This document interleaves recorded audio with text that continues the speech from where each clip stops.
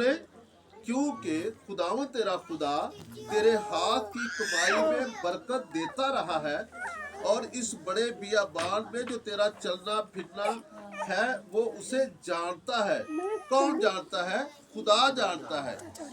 और इन 40 वर्षों में खुदावंद तेरा खुदा बराबर तेरे साथ रहा और तुझको किसी चीज की कमी नहीं हुई।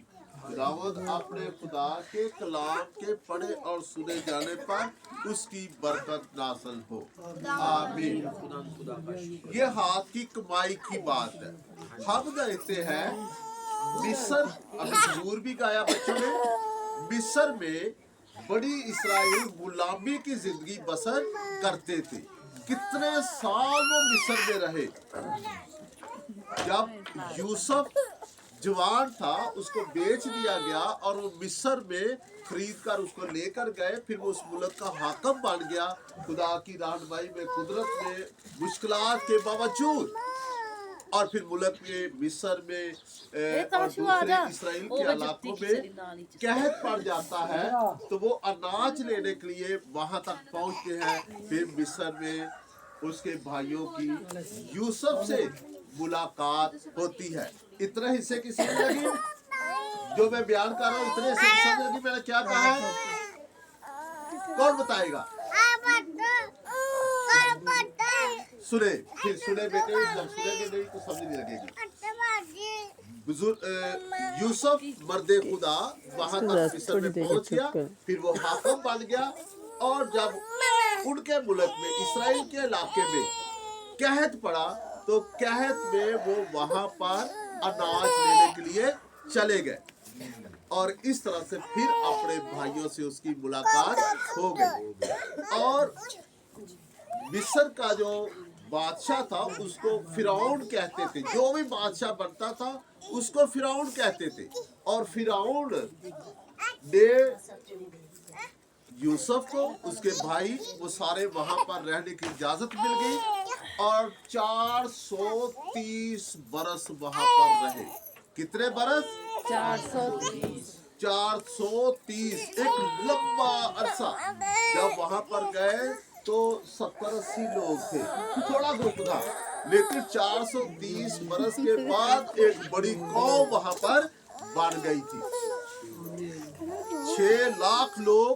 और मिस्र से जब निकले तो रास्ते में खुदा ने बियाबानी सफर यानी कि मुश्किल सफर खुदा ने मदद और रहनुमाई की और खुदा ने फिर उनको काम करना सिखाया, उनकी रहनुमाई की।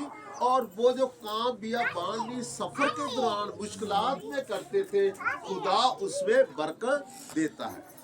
मिस्र में वो क्या काम करते थे? मिस्र में वो ईंटें बनाने का काम करते थे और वो मुश्किल काम था। लेकिन फिरौन के मुल्क में जब मिस्र में थे तो वो गुलामी की जिंदगी बसर कर रहे हैं। आज हमारे मसीही बहुत सारे खानदान भट्टों में मजदूरी करते हैं, लेकिन ये मेहनत करते हैं, गुलाम नहीं है।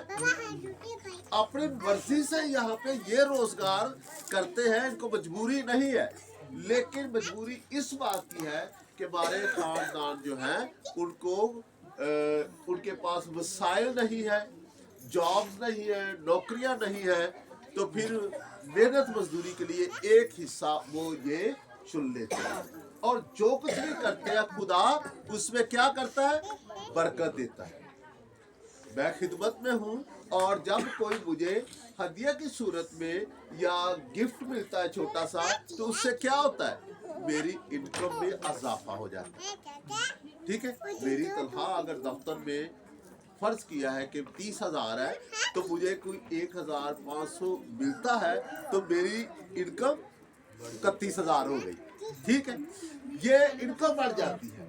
और अगर मैं किसी को देता हूँ तो मेरी उसके लिए तोहफा है, गिफ्ट है, लेकिन उसकी इनकम थोड़ी सी बढ़ जाती है।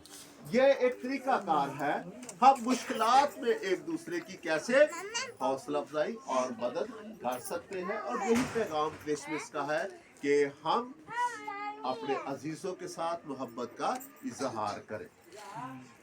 आज ये छोटे छोटे तोहफे जो हैं इंतजाम इंतजाम किया गया, लेकिन कई और लोग जो है इसमें शामिल हैं जिन्होंने अपने तरफ से ये मुहैया किए दिए हैं ताकि वो अपनी मोहब्बत का इजहार कर सके, और वो लोग जो किसी वजह से जरूरतमंद है उनकी एक जरूरत भी पूरी हो सके।